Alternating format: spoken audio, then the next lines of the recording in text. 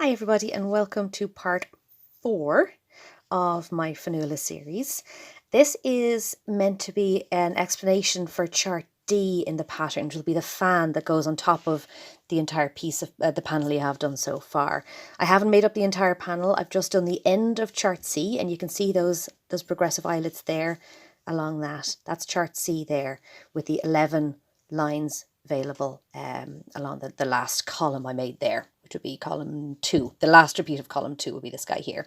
So in the instructions for the pattern, it tells you to rotate your work 90 degrees. And by that, I basically mean take it from this because you're working in this way.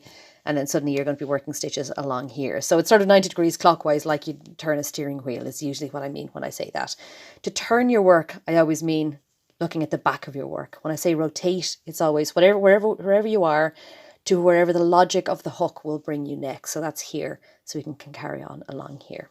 And it says to rotate your work and then to put double crochets into the last column made. So it's into those 11 loops down here. And the notion here is, double crochet, single crochet for my US people.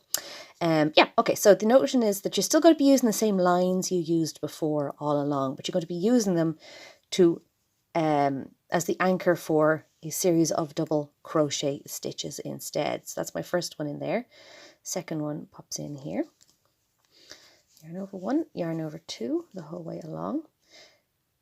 Simple as this. I'm going to do this fast, so sorry if this gets a bit blurry, guys. For the record, I feel it's important to reiterate, I'm well aware that I use an odd hand for doing my yarn overs and my crochet. I crochet like a left-handed knitter who was taught to knit right-handed in school, which is exactly what happened to my mum. So everything I do is a little bit topsy-turvy because it went into her brain one way and it came out a different way, and then she was left-handed and I'm right-handed and it was a whole mess.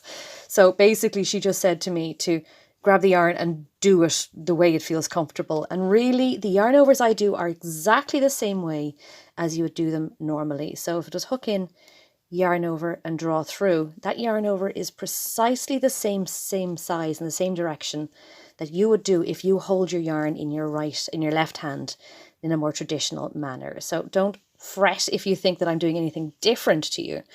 All I'm doing is using a different hand, but it is in fact all the exact same dance with the yarn. So don't worry about that. You don't have to relearn to crochet just because I've learned it odd to start with.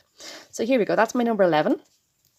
And on the pattern there, you'll be working into your base with one final stitch.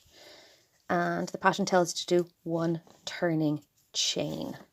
So that's that there. Now you have got yourself a series of stitches, and it's actually quite nice. It's a nice edge, really. If you ever have a loose Tunisian edge, running a row of double crochets up the edge of it like that is actually quite pretty to begin with. Now you're told to rotate your work and to pick up a series of loops using those double crochets as a basis. And essentially, that is exactly what it says to do. So I'm going to have a look here, and I can see my turning chain, and I can see my V's directly there after. I don't know if you can see those in the light. I'm really hoping you can. It's a bit murky out today, guys. Okay, so you can see those V's on top, and I'm going to be using those to pick up my loops. So I skip my turning chain, and I go into the first one there as if I'm crocheting normally, really. But instead of doing traditional crochet, I'm going to pick up loops as if I'm doing Tunisian. So you can see it there. And the second one, and I go into the third one and I do the same thing.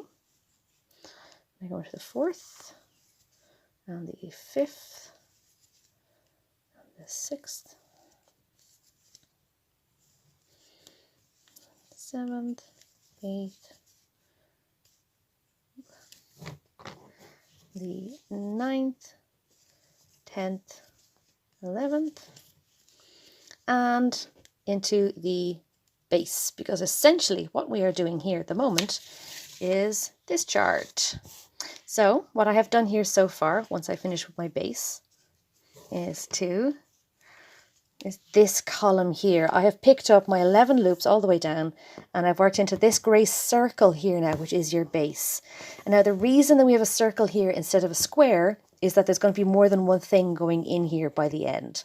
So we have our first repeat of chart D, which is this guy here. We've done short rows already, so I won't go through the explanation for them too much. I'll just demonstrate. So we've got all of these loops picked up here, all 11. We had the loop at the start, which was there already. We have the loop at the end, which is this guy here, and it's yarn over through 2 the whole way back up on this. And you will notice that you are looking at the wrong side of your work at this stage. That row of double crochet stitches has given us has flipped our work around basically. So it's yarn over through 2 the whole way back up here. And that's kind of cool because it does give Finola a bit more of texture along its edge as well. Because your right's the wrong side and your wrong's the right side on it. There you go. See a bit of a tangle coming up on my yarn here. Oh no. Yarn over through 2 the whole way back up. Like so.